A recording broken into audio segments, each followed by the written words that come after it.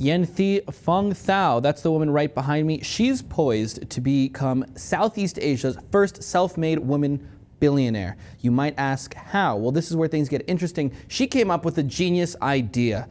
She came up with her own airline. It's called VietJet, okay?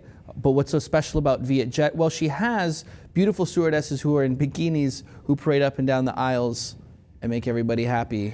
And apparently this company's about to go public, about to make a lot of money. The Bloomberg, for example, is expected for her fortune to balloon to $1.37 billion in the next year. Oh my God. That's a lot of money. She's making a lot of money. Fun fact here, Thao made her first million at 21 by selling fax machines and latex rubber while she was studying finance and economics in Moscow. Smart lady. She is smart. She knows how to bank, you know, she knows how to capitalize. Yeah, that's for sure. I mean, she was making millions of dollars by the time she was 21. She's shaming women. It's ridiculous, and she's a woman herself. Oh, so you think you don't think it's cool? No, of course not. Why? You're an airline attendant. Right. I mean, it's a professional job after all. What if I came in here in a bikini? I guess. You but get that is like a little different. I But mean, you're right. And you know, a lot of people do, you know, criticize this woman's idea. They're saying you are objectifying women. Yeah. They're walking up and down the aisles like they're a piece of meat. And you know, there is some irony here. I mean, what a strong symbol for women's rights. You know, the woman who's going to become the first female billionaire of Southeast Asia. That's a big thing. And how does she happen to make her fortune? Well, on the backs of other women who are parading basically butt naked up and down the aisles. So there is some irony here. But she maintains, you know, she's like, you know what, we're just a feel-good airline. We do what we want. You guys wear what you want. We're going to wear what we want. That's what we do. Right, so she's not forcing them to wear with bikinis or anything. It's pretty much their choice. Exactly.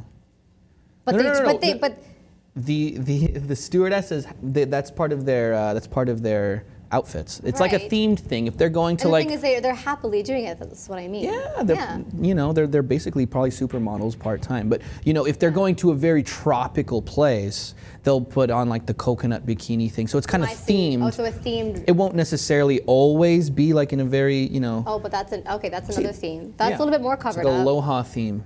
See what I mean? So it's themed. It might not always be the same thing. Hell, maybe sometimes they won't wear bikinis at all.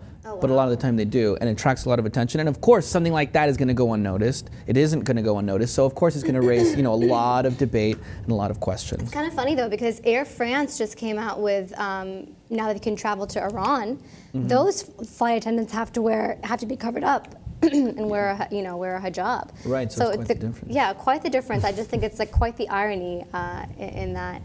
I mean, I don't know. Listen, like I said, it's a professional setting. You're in public in the sense that, you know, I don't know what to say to this. I mean, I'm a woman, so that's why I feel offended by this. I would never want to do this. I would never agree to this. Yeah, and a lot of the times, you know, stewardesses around the world, they're especially specifically in Asia, you know, they're paid very low wages, right?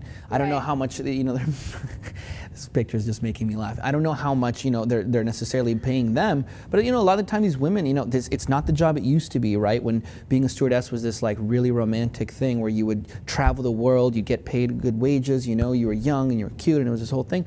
Things have kind of changed.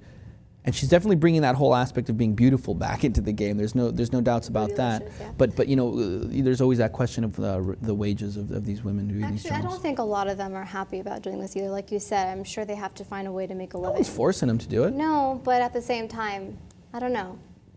Well, if it is kind of like this like modeling gig, what about like Abercrombie or those like sleazy stores that have dudes outside like, with their shirts off standing there? Come on, that's degrading to men. I can make the same argument. But you're modeling. Right. You're a stewardess, you're not modeling. You're just serving your customers. And that guy outside that store, for example, is there to bring in young girls that are like 17 and are like, Mommy, let me go inside there because there's a sexy guy outside. What's the difference? You know, these girls are parading their butts up and down the aisles to get, you know, people to buy tickets on their airplanes. It's the same thing, you know, and it definitely, without a doubt, speaks to, you know, the problem with the objectification of women. I mean, you can't deny that. There's no way around that. But it does happen in other ways too. I'm just putting that out there. Oh yeah, for both genders, I agree with that. Exactly. Yeah. That's the only point I want to make. VietJet's revenue tripled to 10.9 trillion dong just recently, which is $488 million last year. So that is a huge jump, and I think they're only on the rise. So we might see very soon that Southeast Asia's first female billionaire, self-made billionaire that is, will be coming from an airline that does things like this. Quite ironic, is it not?